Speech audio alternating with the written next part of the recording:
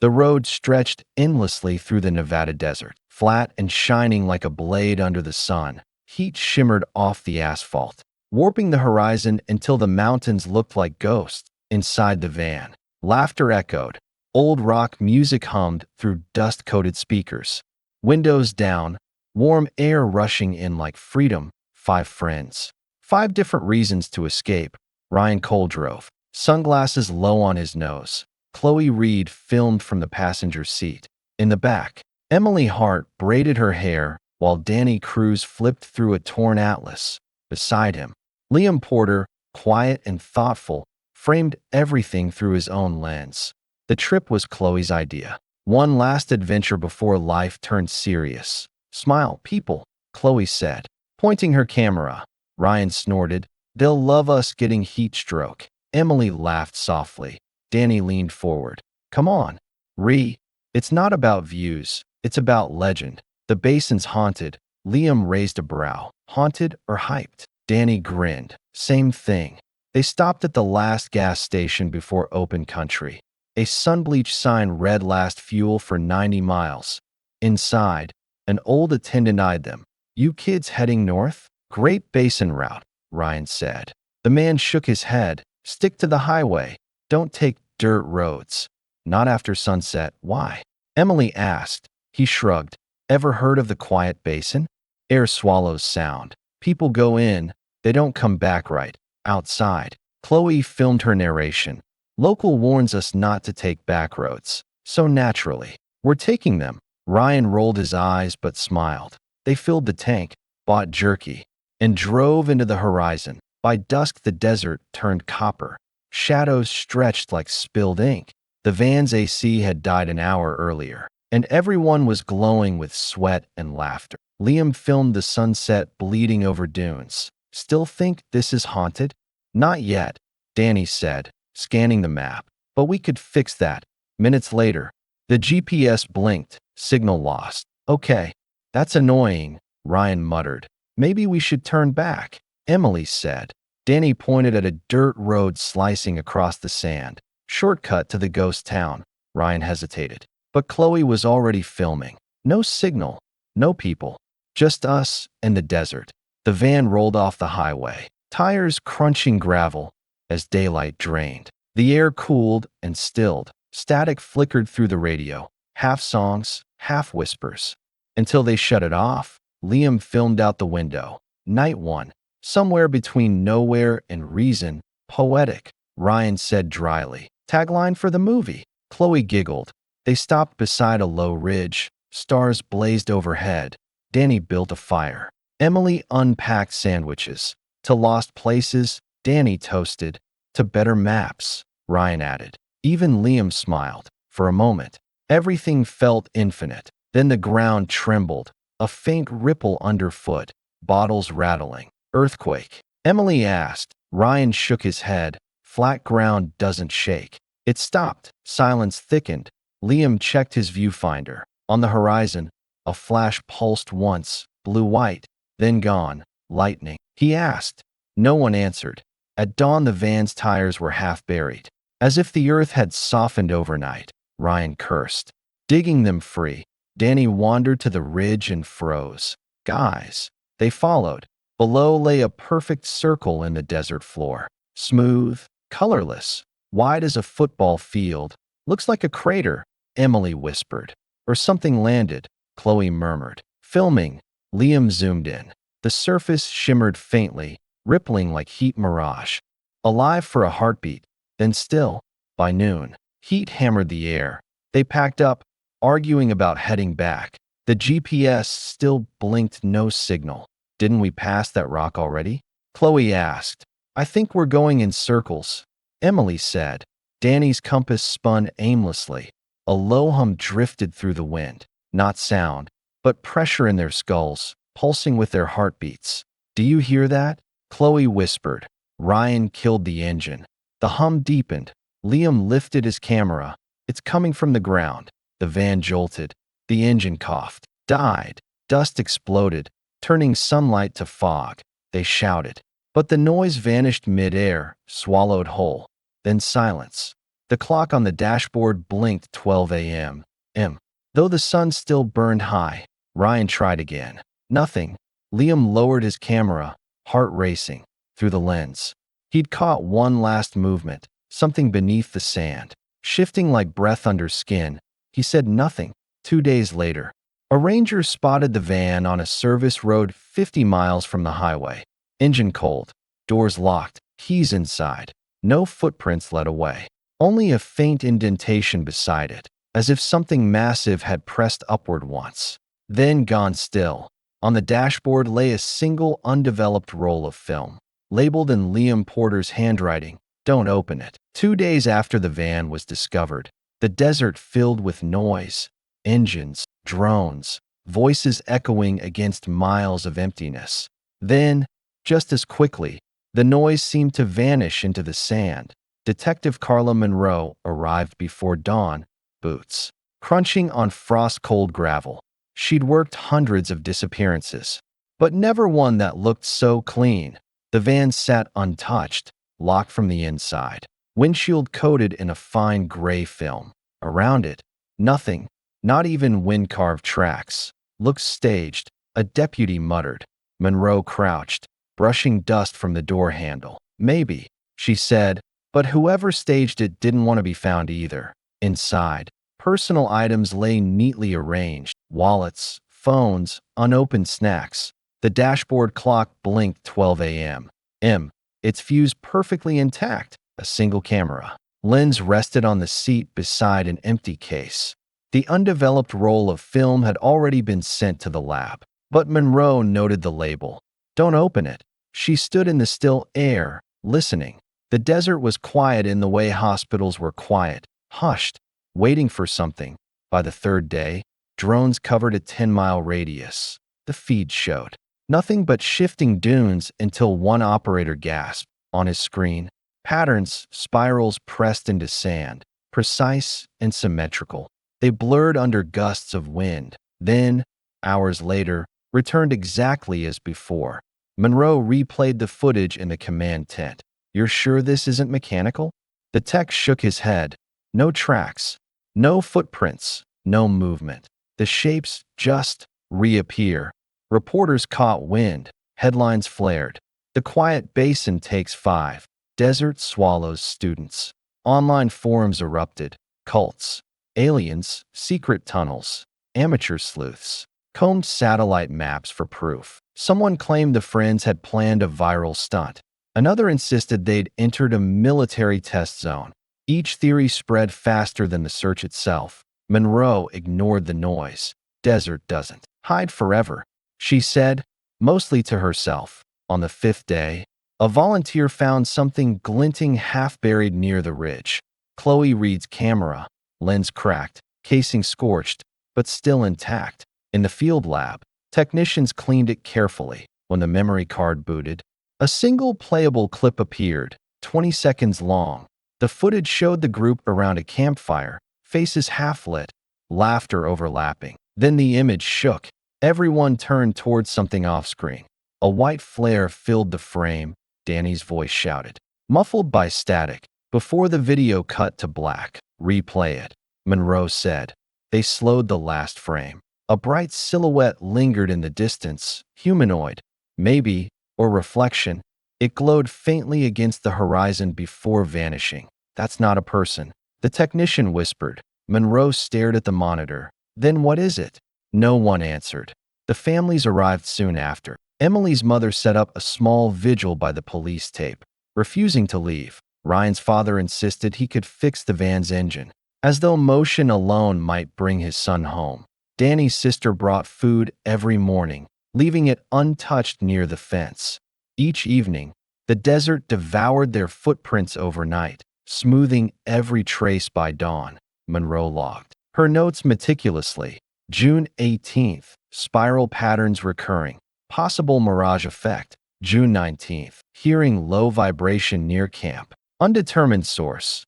June 20th, battery drain in electronics within 1-mile radius. She didn't record the dream she'd begun having. 5 shadows walking across the dunes, their reflections lagging behind like echoes out of sync. Day 7, The lab called. The roll of film from the dashboard had developed. Monroe arrived to find technicians silent around a light table, each photo grainy, washed in gray-green hues. The first few showed blurred landscapes. The last frame stopped her breath. 5 figures stood at the edge of a glowing pit, faces indistinct, the light swallowing their outlines. Liam Porter was turned toward the camera, one arm raised as if warning the photographer to stop. His eyes, caught by flash, reflected back like metal. Monroe stared for a long time. "This isn't exposure error," she whispered. "Then what is it?" someone asked. She didn't answer. She only noticed that the glow in the photo, cold and distant, seemed to pulse when the overhead lights flickered. That night, the desert turned colder than usual. The search camp lights dimmed one by one as generators sputtered. Monroe sat alone in her tent, reviewing footage under a lantern's weak glow. The hum from earlier was gone. Or maybe just waiting. She opened the camera file again. At the end of the 20-second clip, static swelled, revealing a new frame that hadn't been there before. The same glowing pit, seen from above, edges spiraling outward like ripples in water. She froze, heart hammering. That wasn't there before. The laptop battery dropped from 70% to 0, screen dead, lantern dimmed. Outside, something shifted, the kind of movement you feel before you hear. The desert wind stilled completely. Then it came, a deep, resonant vibration rolling through the ground, steady as a heartbeat. Monroe unzipped the tent and stepped into the darkness. The stars overhead blinked faintly, distorted by heat or haze. The hum grew louder, no longer distant, but everywhere at once. Inside her chest, her teeth, the air, it wasn't mechanical. It was alive, rhythmic, deliberate. "Hello," she called, voice swallowed instantly. The sound answered back, one long, endless note rising from beneath the sand. And this time, it didn't stop. For years after the disappearance, the desert tried to forget. Wind erased the search tracks. Fences rusted, signs peeled. The world moved on. Except for the parents, the detectives, and the late-night forums that still whispered about the quiet basin. Then, on an August morning, the case came back to life. At 6:12 a.m., the clerk at a gas station near Tonopah looked up from restocking shelves and saw a figure standing outside the glass door. A man, barefoot, caked in dust, eyes sunk deep into his skull. He swayed like someone listening to music no one else could hear. The clerk pushed open the door. "Sir, you okay?" The stranger blinked, lips cracked and bleeding. "Water," he rasped. "Please." By the time deputies arrived, he'd drained 3 bottles and said only one more sentence. "They're still down there." When they asked who, he gave his name in a whisper that barely carried over the hum of the refrigerator. Liam Porter. At the hospital, the staff moved quickly, whispering his name like a ghost returning home. Liam's vitals were erratic. His heartbeat stuttered in strange rhythms. His skin carried a faint gray hue that wouldn't scrub off. Doctors recorded a body temperature below normal, yet stable. Blood tests showed anomalies no one could explain. Microscopic spores resembling fungal colonies, and traces of metallic minerals usually found deep underground. His lungs carried fine dust, crystalline, as though he'd been breathing through stone. One nurse said he smelled like rain on dry rock. When Detective Carla Monroe entered the room, she almost didn't recognize him. His hair had turned a streaked ash color, his gaze fixed somewhere far past the ceiling. "Liam," she said softly, "do you remember what happened to your friends?" He blinked once, slowly. "They're still down there," he repeated. "Down where?" "The basin." He paused, voice trembling. "It doesn't end. It opens." His belongings fit in a single evidence bag, shredded clothing, a rusted pocket knife, and, most inexplicably, Chloe Reed's camera. The same camera investigators had cataloged for years earlier, scorched beyond recovery.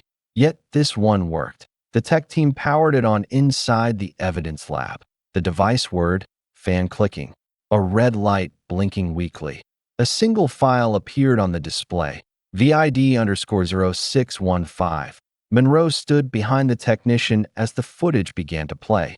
The screen showed the familiar campfire. Shadows jumping across 5 faces. Laughter overlapped. Ryan teasing, Danny off-key singing, Chloe pointing the camera toward the sky. Then the audio warped. A low vibration flooded the speakers. Everyone looked off-screen. Chloe whispered, "Do you see that?" The picture exploded into static. For half a second, a blinding white flare filled the frame. Then screams, muffled and short. Cut to black. The clip ended at 0:20. Monroe exhaled. Enhanced the last frame. The tech zoomed. Beyond the campfire's glow, something towered, vague, vertical, almost humanoid, but smooth, featureless. Its outline rippled, like heat made solid. "That's not a trick of light," the technician murmured. Monroe didn't answer for 3 days. Liam said nothing more. Doctors kept him sedated for dehydration and shock. When awake, he flinched at bright light and murmured fragments that made no sense. On the 4th day, Monroe sat beside his bed. The hospital blinds filtered the afternoon sun into stripes across his face. "Tell me what you remember," she said. He didn't look at her. "We thought it was a cave." "What was?" "The hole after the quake. Danny said we should see how deep it went." Chloe filmed. Monroe leaned forward. "What did you find?" Liam's breathing quickened. It moved. The ground moved like it was breathing. "We dug." He pressed a trembling hand against his chest. "We shouldn't have dug." Monroe's pulse raced. "Why not, Liam? What happened down there?" His eyes flicked to her, dilated, unfocused. "It wanted out." A monitor beeped erratically. The nurse rushed in as Liam convulsed, gasping. His voice rose to a hoarse cry. "We shouldn't have dug." Sedative in, silence again. When his vitals stabilized, Monroe stepped into the hallway, palms cold despite the heat. She felt the same pressure she'd once heard in the desert, a hum just at the edge of hearing. Impossible to tell if it came from inside her head or through the walls. That evening she returned to the evidence room. The camera still sat under a plastic dome, faintly humming from internal power. On impulse, she replayed the clip, same laughter, same flare, until the final half-second, where something new appeared. The screen, slowed to a crawl, showed 6 shadows instead of 5. One, taller, blurred, moved behind the group, reaching toward them. Monroe froze. "There were only 5, she whispered. The technician rewound, zoomed. The extra silhouette lingered a moment longer than the others, head tilting as if noticing the camera. Then the footage cut out entirely, device shutting itself off. The hum in the lab grew louder, vibrating through the floor. The technician backed away. "Is that the generator?" he asked. Monroe's eyes stayed on the dark screen. "No," she said quietly. "That's coming from the tape." The hospital agreed to let it happen under controlled supervision. No bright lights, no noise, only a low hum from the machines. Dr. Keller, the trauma specialist, called it recovered memory therapy. Detective Carla Monroe called it the last chance for answers. Liam sat upright in the chair, electrodes lining his temples, his heartbeat slow but uneven. His skin had the same faint gray tint, veins shadowed blue beneath it. The lights dimmed until the room was the color of twilight. "Breathe," Keller instructed. "Go back to the last thing you remember before everything went dark." Liam's eyes fluttered, pupils dilating. "The quake," he whispered. "What happened during the quake?" Monroe asked quietly. "The ground split open," he murmured. "We thought it was shallow, like a sinkhole, but it kept going. Ryan said we should wait." Danny laughed and said legends don't wait. In his mind, the memory unfolded like a film reel. The earth trembled again, splitting their campfire in half. A crack gaped in the sand, wide enough for light to pour out, green, shimmering, alive. The noise wasn't thunder. It was a hum, deep and wet, pulsing like the inside of a living thing. They shone flashlights down the fissure beneath them. The light moved, slow and breathing. Danny grinned. "Told you. Underground base or alien nest. Either way, it's history," Chloe argued, voice trembling. But he'd already started climbing down, hands gripping crumbling rock. The others followed, half out of fear, half out of not wanting him to be alone. At the bottom, the air was thick, damp, almost sweet. Their flashlights skimmed walls slick with phosphorescent algae, veins of glowing minerals tracing along curves of stone that didn't look like stone at all. The tunnels weren't straight. They bent and expanded, round chambers connecting like ribs, narrowing into winding throats. The walls vibrated faintly with each breath they took. "It's like a lung," Emily whispered on the recording, later recovered. Ryan laughed nervously. "Then who's breathing it?" They moved deeper. The hum shifted pitch as they entered the largest chamber. In the center, a pool of green liquid rippled, though there was no source. Chloe filmed everything, her voice shaking as she whispered timestamps.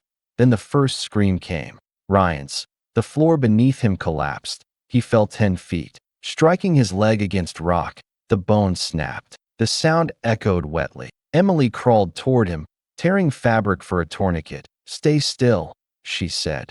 Danny's laughter cracked. "It's talking." "What?" Chloe demanded. He pointed toward the pool. "It's singing to us. You can't hear it?" Monroe, listening from outside the trance, scribbled in her notes. Auditory hallucinations consistent across survivors. But something in her gut twisted. The hum she remembered from the desert suddenly louder in her head. Inside the hypnosis, Liam's breathing quickened. "Danny wouldn't stop whispering," he said. "Said the voices wanted us to stay. Said it was beautiful." "What did you do?" Keller asked. "I told him to shut up. I told him to help me carry Ryan." Danny just smiled, walked toward the pool, and stepped in.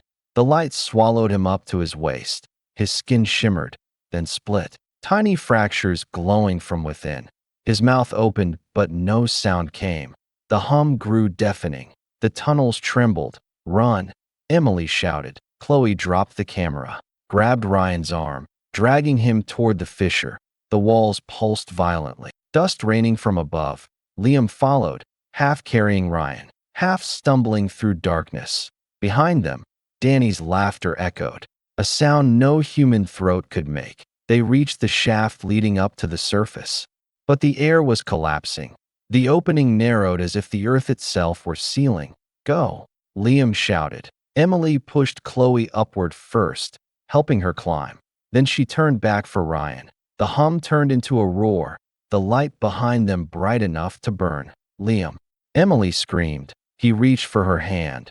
But something else reached faster. A shape rose from the tunnel's end. Tall, smooth, faceless, not solid, not fluid, just form. Its surface shimmered like sand underwater. The sound it made wasn't a growl, it was language, spoken through vibration. Liam dragged Ryan up and shoved him toward the crack. Emily hesitated, staring into the light. "Danny?" she called, voice trembling.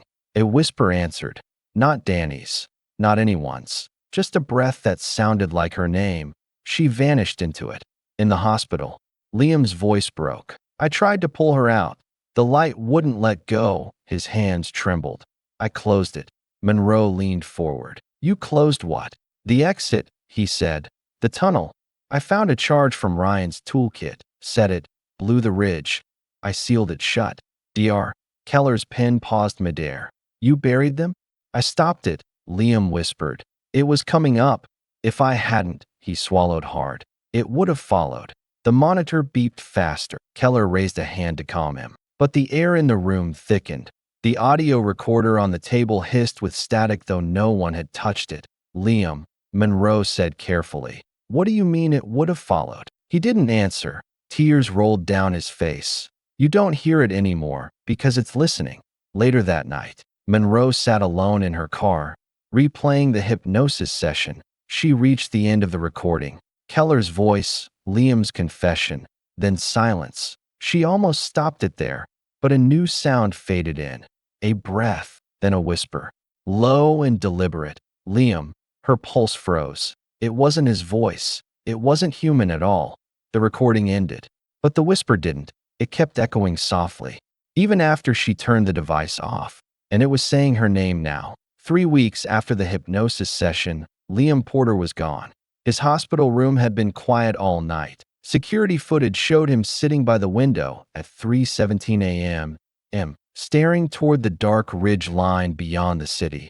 At 3:21, he stood, pulled the 4 from his arm, and walked barefoot down the corridor. The last camera caught him stepping into the parking lot, moonlight turning his skin pale silver. He never looked back. When staff entered at dawn, they found a folded note on the bed. It read, "It's awake." Detective Carla Monroe held the paper in her gloved hands, heart pounding. The ink shimmered faintly under the light, almost iridescent, like it had absorbed dust from the desert itself. 2 days later, she drove back to the quiet basin. The official search zone had been long decommissioned. Fences sagged, warning signs faded. The wind moved differently here, too measured, too steady. She parked beside the rusted gate and walked the last half-mile to the old site. The crater where the van had once been was unrecognizable now, smoothed over by sand and time. Yet something caught her eye. Tire tracks, fresh, perfect circles pressed into the earth, overlapping again and again until they formed a spiral. "Who the hell's been out here?" she muttered, snapping photos. Her compass, clipped to her belt, trembled. The needle spun twice, then froze, pointing inward, toward the center of the spiral. Monroe crouched, brushing her hand across the soil. It felt warm despite the morning chill. Beneath her palm, faint vibration, a pulse. Back at headquarters, satellite imagery confirmed what she already feared. The desert had changed. From above, the quiet basin glowed faint green. A perfect circle expanding outward each week. "Looks like new vegetation," the analyst said. Zooming in, some kind of moss, maybe lichen, but the pattern's unnatural. It's spreading in rings. Monroe leaned closer. "How far?" 70 miles. "And growing." He hesitated before adding, "It's not just spreading, it's breathing."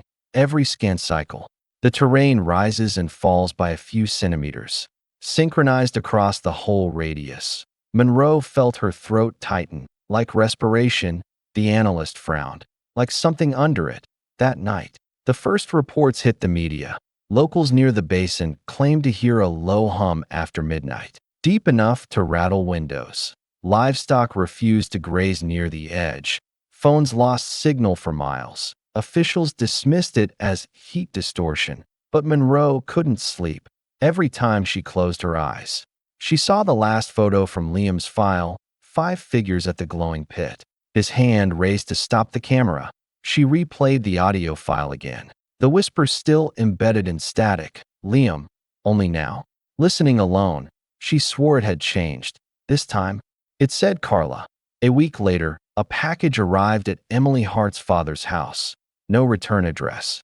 Just a plain envelope with a USB drive inside. The postmark read Tonopah, same town where Liam was last seen. The file was short, timestamped 2 days earlier. It began with shaky footage of desert dusk, recorded from a handheld camera. The perspective moved forward through tall grass, over dry ridges, toward a familiar circular valley. Liam's voice whispered behind the lens, raw and tired. "If anyone finds this, don't try to follow. The seal's cracked. It's not sleeping anymore." He set the camera down, framing the valley in the distance. The light pulsed faintly beneath the sand. Rhythm steady, alive, Liam stepped into frame, walking barefoot toward it. The wind rose. The ground under him seemed to sink slightly with each step, like he was walking on lungs. He turned once toward the camera, expression calm, almost peaceful. "I tried to keep it buried." Then, faintly, "I think it remembers us." The footage ended abruptly with a flash of white and a rising hum that shook the speakers. Mr. Hart brought the USB to police the next morning. The file corrupted on upload. Only the audio remained. The hum continuing long after the video cut off. Steady, patient, endless. Monroe reviewed the fragments late that evening. The hum filled her office, vibrating through glass and desk. Her monitor flickered, lights dimming slightly, as if the current itself wavered. Outside, a wind began that wasn't wind. It didn't whistle. It resonated. She looked out across the parking lot. Dust lifted from the pavement, spiraling upward in tiny rings. Her reflection in the glass shimmered like a mirage. A vibration ran through her chest, gentle but deliberate, like a second heartbeat aligning with her own. She whispered to no one, "Liam, what did you wake up?" No answer, only that deep, impossible hum filling the silence. Weeks later, new satellite photos surfaced online before being pulled by authorities. The green ring had expanded another 100 miles, connecting to nearby valleys and dried riverbeds. Scientists called it a fungal bloom. Geologists called it a fault illusion, but pilots flying overhead described something else, a wave-like motion in the sand, moving westward beneath the surface, like something vast shifting in its sleep. And each report ended the same way. The instruments went dead, radios drowned under low-frequency sound. At the basin's edge, where Monroe once stood, a small wooden marker now sticks out of the earth, no name carved, just a single line etched in metal. It listens. Visitors say if you stand there at night and stay very still, you can feel it too, the soft rhythm under your feet, the inhale and exhale of something buried deep below. Sometimes, when the wind pauses, the ground itself seems to sigh, and when it does, the dunes ripple outward like ripples on water, slow, deliberate, alive, because whatever the quiet basin swallowed 4 years ago, it's not silent anymore. The desert has started breathing.